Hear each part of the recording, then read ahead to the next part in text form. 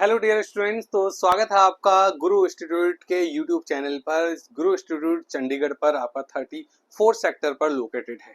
तो अगर आप एक सीएसआर लाइफ साइंसेज या सीएसआर के अदर स्ट्रीम की तैयारी कर रहे हैं जैसे केमिकल साइंस, फिजिकल साइंस, तो आपके लिए एक बेस्ट प्लेटफॉर्म है। आप वहां पर विजिट करके, ऑफिस विजिट करके इंक्वायरी कर सकते हैं या गिवन नंबर पर भी आप इंक्वायरी कर सकते हैं रिगार्डिंग द एडमिशन।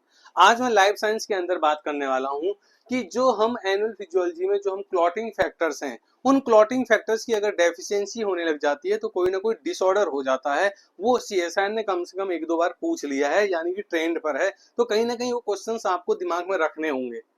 तो उसी के रिगार्डिंग एक छोटा सा वीडियो आपके लिए लेके आया हूँ। तो मैं आपका लाइफ साइंस एजुकेटर हूँ डॉक्टर आशीष गुप्ता, और मेरी जो फ्री वाईटी क्लासेस चलती हैं इसी चैनल पर रात के 10:30 बजे चलती हैं। चैनल सब्सक्राइब नहीं किया तो जरूर कर लें। चलो जी, बात करते हैं। उससे पहले मैं आपको जो पीडीएफ मिलेगा वो पीडीएफ आपको इस टेलीग्राम पर मिलेगा। इस टेलीग्राम को आप जरूर ज्वाइन करके रखें, ठीक है। पहले ये देख लेते हैं कि जो हमारा ब्लड होता है उस ब्लड में दो कंपोनेंट होते हैं, एक ब्लड प्लाज्मा होता है और एक फॉर्म्ड एलिमेंट्स होते हैं, ठीक है। यही होता है।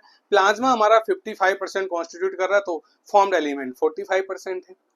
उसमें भी हम अगर डिफरेंट कंपोनेंट की बात करेंगे तो हमारे ब्लड में, प्लाज्मा में जनरली क्लॉटिंग फैक्टर्स होते हैं जो हमारे ब्लड क्लॉटिंग मैकेनिज्म पे रोल प्ले करते हैं। तो इनको हमको सिक्वेंशली याद भी रखना होता है कि आपसे पूछा जाता है मैच ऑफ द कॉलम में कि फर्स्ट क्लॉटिंग फैक्टर का नाम क्या है, सेकंड का क्या है, थर्ड का क्या है, फोर्थ का क्या है, इस तरह से। तो अगर मैं बात करूं तो फर्स्ट क्लॉटिंग फैक्टर, अगर आप देख पा रहे हो टेबल यहाँ पर, तो मैंने कहा फर्स्ट क्लॉटिंग फैक्टर हमारे लिए क्या है। फर्स्ट क्लॉटिंग फैक्टर आपको fibrinogen, second prothrombin, third thromboplastin, fourth calcium, fifth pro accelerin जिसको आप लेवाइल फैक्टर बोलते हो, सेवंथ प्रो कन्वर्टिन हो गया, एट्थ एंटी हीमोफिलिक फैक्टर ए, उसके बाद नाइन्थ आपका प्लाज्मा थ्रोम्बोप्लास्टिन, आपका प्लाज्मा थ्रोम्बोप्लास्टिक कंपोनेंट पीटीसी हो गया, जिसको आप बहुत कॉमनली क्या बोलते हो, क्रिसमस फैक्टर या फिर एंटी हीमोफिलिक फैक्टर बी। उसके बाद आपने कहा 10th स्टुअर्ट ब्रोअर फैक्टर है, 11th प्लाज्मा थ्रोम्बोप्लास्टिन एंटीसीडेंट है, और 12th आपका हेजन फैक्टर जिसका दूसरा नाम ग्लास फैक्टर है, और 13 होता है फिब्रिन स्टेबलाइजिंग फैक्टर जिसको आप दूसरे नाम से लाकी लोरेंट फैक्टर के नाम से भी जानते हो। तो ये कुछ बातें आपको यहाँ पर ध्यान में रखनी है। तो अगर आपने कहा ये बातें ध्यान में है तो ठीक है, बहुत अच्छी बात है। अब आपने कहा कि अगर ये क्लॉटिंग फैक्टर्स होंगे तो हमारी बॉडी में अगर बाई चांस कोई टिश्यू डैमेज हुआ या इंटरनल डैमेज हो रहा है तो हमारे पास एक इंट्रिंसिक मैकेनिज्म होती है ब्लड क्लॉटिंग की। उसमें दो पाथवे होते हैं, एक इंट्रिंसिक पाथवे होता है और एक एक्सटेंसिक पाथवे होता है, और दोनों पाथवे कहीं ना कहीं आके कॉमन पाथवे में कन्वर्ट हो जाते हैं। तो इन पाथवेज में इन्हीं क्लॉटिंग फैक्टर्स की जरूरत पड़ती है, यही सीक्वेंशियल मैनर पर अपना काम कर रहे होते हैं। तो मैंने कहा अगर इन, भाई ये क्या है, ये प्रोटीन ही तो है। ये प्रोटीन है तो इनको कोड करने के लिए जीन्स अवेलेबल है हमारे सिस्टम में। तो सपोज करो इनको कोड करने वाले जीन में म्यूटेशन हो जाए, नॉन फंक्शनल म्यूटेशन हो जाए, लॉस ऑफ फंक्शन म्यूटेशन हो जाए, तो इनके ये प्रोडक्ट आने बंद हो जाएंगे, इनकी डेफिशिएंसी होने लग जाएगी। और अगर इनकी डेफिशिएंसी हुई तो हमारी ब्लड क्लॉटिंग मैकेनिज्म अफेक्ट हो जाएगी, ब्लड क्लॉट हो नहीं पाएगा, ब्लीडिंग डिसऑर्डर होने लग जाएगा। तो इसीलिए आप देखो ये कुछ कॉमन नाम है जो मुझे आपको टिप्स पर याद करवाने हैं। अगर मैंने कहा क्लॉटिंग फैक्टर 5 की डेफिशिएंसी हो जाती है, क्लॉटिंग फैक्टर 5 की डेफिशिएंसी से जो सिंड्रोम डेवलप होता है उसको आप बोलते हो पैरा हीमोफीलिया, और ये कॉन्जेनाइटल है। कॉन्जेनाइटल का मतलब होता है बाई बर्थ।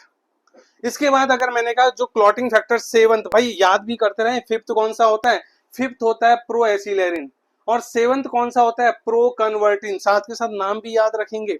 तो आपने कहा ठीक है, कोई दिक्कत नहीं। 7th की डेफिशिएंसी से हाइपोकन्वर्टिनेमिया होता है, ये भी कॉन्जेनाइटल है। उसके बाद क्लॉटिंग फैक्टर 8 बहुत इंपॉर्टेंट है, हीमोफीलिया।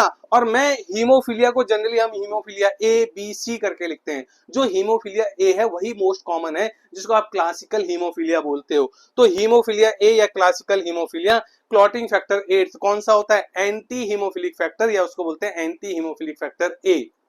और ये आपका एक एक्स लिंक्ड रिसेसिव डिसऑर्डर है। ऐसी अगर मैं बात करूं, यहां पर क्लॉटिंग फैक्टर 9 की अगर डेफिशिएंसी होगी तो इसको आप हीमोफीलिया बी बोलते हो, और ये भी कॉन्जेनाइटल है। और हीमोफीलिया बी, अगर मैं क्लॉटिंग फैक्टर 9 की बात करूं तो क्लॉटिंग फैक्टर 9 आप देख रहे हो, इसी को आप क्या बोलते हो, क्रिसमस फैक्टर भी बोलते हो। इसीलिए इस डिजीज को, हीमोफीलिया बी को, आप क्रिसमस डिजीज के नाम से भी जानते हो। इसलिए यहाँ पर लिखा हुआ है हीमोफीलिया बी, आप देखो यहाँ लिखा हुआ है कॉन्जेनाइटल है, और ये आपका क्या लिखा हुआ है, क्रिसमस डिजीज लिखा हुआ है।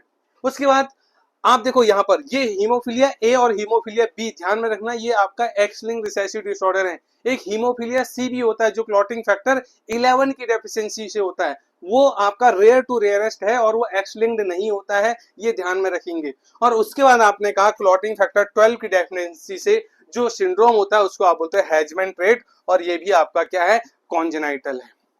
तो इस तरह से 5 मिनट डिसऑर्डर बताए, तो इनका मेन टारगेट क्या है, तो इस बहाने आपका क्या हो जाएगा, इस बहाने आपके क्लॉटिंग फैक्टर सिक्वेंशियली याद हो जाएंगे। ये क्वेश्चंस पूछे जाते हैं और पूछे गए हैं, और उसके बाद इन फैक्टर्स की डेफिशिएंसी से ये जो स्पेसिफिक नाम आए हैं ये इनको आपको रिकॉल करना है। तो ये छोटे छोटे वीडियो आपके लिए हेल्पफुल हो रहे होंगे और होते रहेंगे, इसलिए इस तरह से इन वीडियोस को एंजॉय करें। और आप अगर मेरे साथ जुड़ना चाहते हो, एक बेहतरीन तैयारी करना चाहते हो, तो आप जल्द से जल्द अपने एडमिशन के लिए इंक्वायरी करें, या तो सेक्टर 34 में ब्रांच विजिट करके आए, या फिर सीधी सी बात है ये जो नंबर रिफ्लेक्ट हो रहे हैं इन नंबर पर आप कॉल करके अपने एडमिशन की सीट पक्की करें। ठीक है, आप मेरे साथ YT पर जुड़ सकते हैं 10:30 बजे।